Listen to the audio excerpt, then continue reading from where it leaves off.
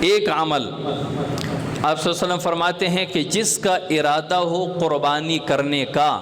جس کا ارادہ ہو قربانی کرنے کا، تو وہ جیسے ہی عید الاضحیٰ کا چاند دیکھے تو اپنے ناخن اور اپنے بال، پوری جسم کے بال وہ نہ کاٹے جب تک کہ وہ قربانی کو ذبح نہ کر لے۔ چاند دیکھنے سے لے کر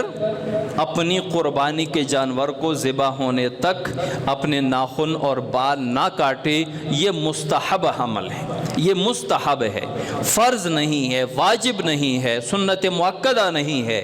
مستحب عمل ہے۔ مستحب کا معنی ہے کرو تو ثواب، چھوڑ دو تو کوئی گناہ نہیں ہے۔